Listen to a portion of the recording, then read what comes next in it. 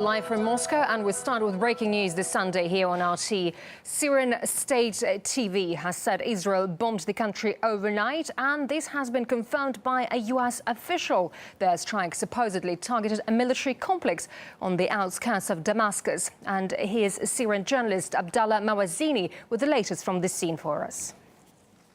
The attack took place around 2 o'clock Damascus time after midnight. There was a big 3 explosion took place, attacking Jamariah Research Center and other military stations, military units, let's say. And this led to an earthquake of something like 3 to 4 on the Richter scale, and big fire launched over the Qassiyum mountain. This was seen everywhere in Damascus. All the houses in Damascus were shaken. Everyone woke up, and this led into the very big explosions in some immunity warehouses and in the area, and a big destruction. In addition to the reaction led by this earthquake and this explosion in some civilians' houses. The first estimation of the numbers, we have something like 300 soldiers were killed in the unit 501, and we have civilians. There was one or two were registered. We have others in the hospitals. We have hundreds were hospitalized to the main 3 or 4 hospitals. Up to now, the Syrian official TV declared from the first hour that this is an Israeli airstrike. It says that up to now, this is a kind of help to the Syrian rebels against the government.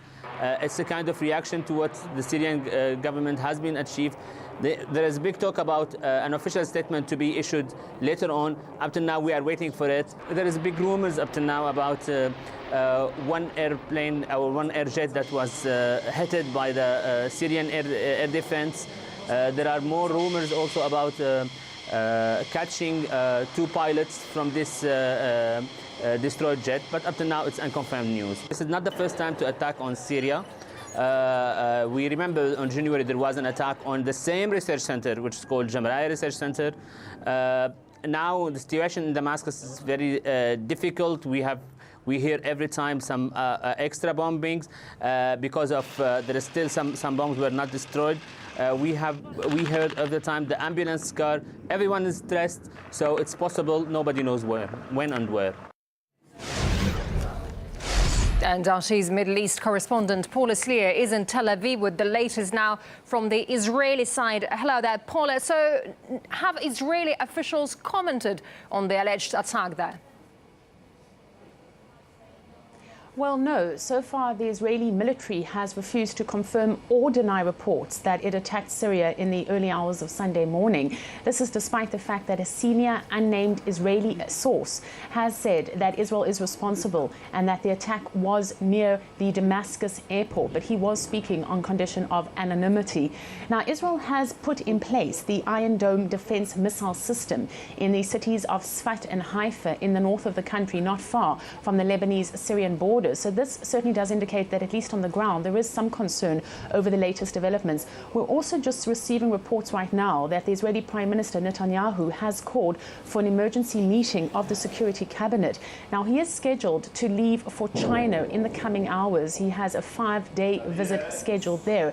And we're just hearing reports now that that trip has been delayed by 2 hours. At the opening of the weekly cabinet meeting this morning, this was the first time that the Prime Minister spoke publicly since these alleged strikes. And he said nothing about them, but he did reiterate that he was committed to Israel's security. What is interesting as well is the speculation over whether or not he will cancel this trip to China. Many are saying that others would cancel it or rush back, and if Netanyahu indeed goes ahead with it, it could mean that he does not think that Damascus or Hezbollah will retaliate or respond in the coming hours, in fact in the coming days. Also, the last-minute cancelling could be interpreted by Syria and Hezbollah that Israel is preparing for further missile attacks, and this might not be a message that the Israelis want to put across.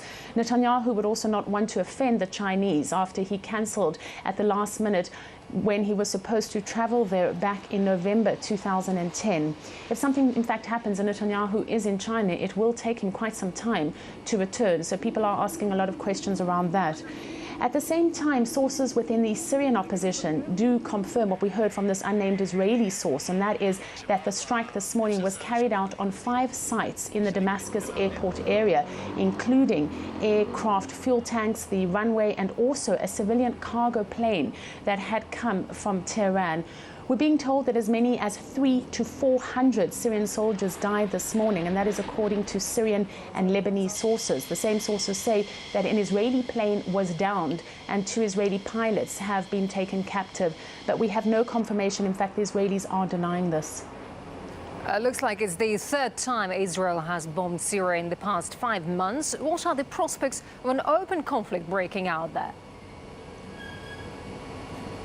Well, certainly tensions on the ground are increasing. Over the past few days, the Israeli military called up several thousand reservists for what it called a surprise military exercise on its border with Lebanon. In recent days, there have been signs of mounting tensions between both Israel and Hezbollah, which is a militant organization based in Lebanon, but closely tied with the Damascus government.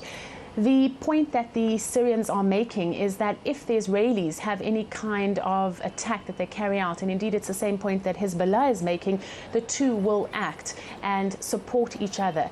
If Syria goes ahead and confirms that this was an Israeli strike this morning, we haven't yet heard this. We've heard Syrian state television confirming it. But if the government confirms it, this will have not only regional but international implications. Syria and Iran are allies, and if Syria confirms it was attack, we will then need to see Iran having to respond as well.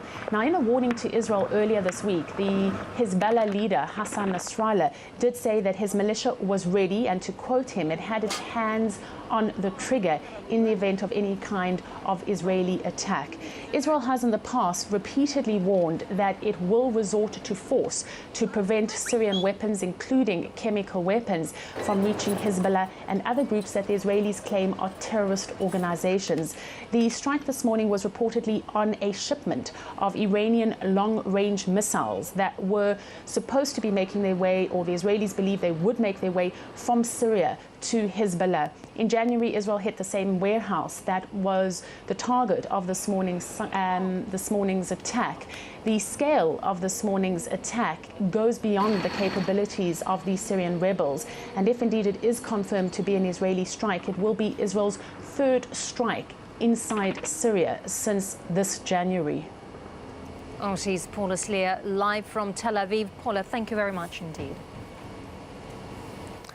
The U.S. is strongly backing its Israeli allies over the crisis. RT's Marina Portnaya has the latest on Washington's reaction.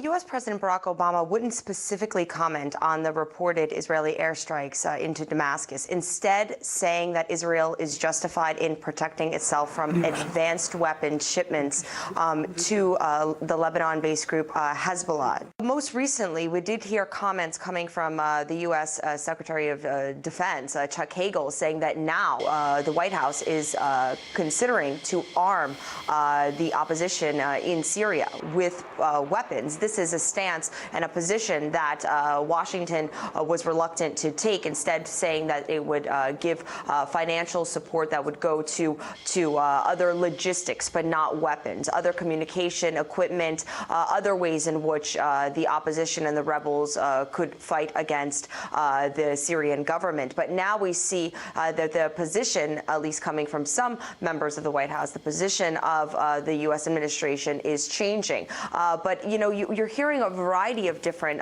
comments. One position coming from the Secretary of Defense, and then when the U.S. President speaks, he's a little bit more cautious with his words. But over the past few weeks, we are hearing this drumming of rhetoric coming from U.S. officials that is beating what some would call a drum of potential military intervention. And earlier, my colleague Rory Suchet spoke to Ami Oren, senior correspondent for Israel's Haaretz newspaper, and he believes the reported airstrike is justified as a preemptive attack by Tel Aviv to ensure its own security. This is part of the Israeli policy, which you can describe as pounce but do not announce. Don't let the Syrian regime transfer its surface-to-surface missiles and surface-to-air missiles to Hezbollah. but don't brag about it. So while there is no official confirmation, you can take it almost as face value when you hear the US side confirm it unofficially. What about the legality of Israel bombing Syria like this without even a UN mandate? I mean, how do you expect the international community to react to this?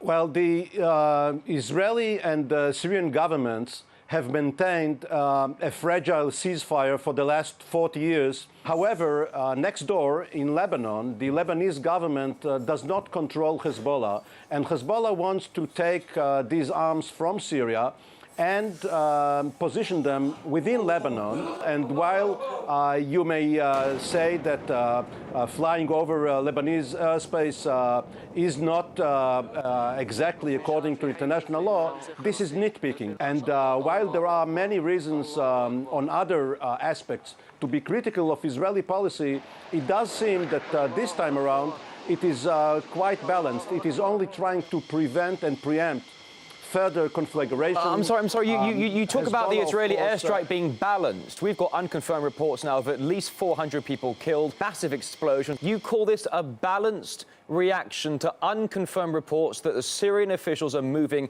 surface-to-air missiles to Hezbollah, which they are denying at the time. You call it balanced? Okay, let me clarify. First of all, there is, of course, and regrettably so, a massacre going on in Syria and has gone on for the last 2 years, with many thousands of people being killed, others perhaps in the hundreds of thousands being uprooted and now being refugees across the border. And what Israel is trying to prevent is another Lebanon war. This is perhaps a minor price to pay in order not to pay the bigger price of the killing and the havoc which will be wreaked by another Lebanon war. Israel has no reasonable threat to react to and is instead pursuing its hidden motives in the Syrian conflict. That's the viewpoint of Beirut-based journalist and Middle East expert Ali Rizk. Has there been any escalation against Israel for Israel to react? Has there been any military action? Has Israel been attacked by any side, whether it be Hezbollah, whether it be Syria, whether it be, has Israel indeed been attacked by any side whatsoever? Israel has not been attacked, so we hear this talk about, game-changing weapons. But all of this, that doesn't give the right or doesn't give the justification for such escalation. I think you have to put all the pieces of the puzzle together.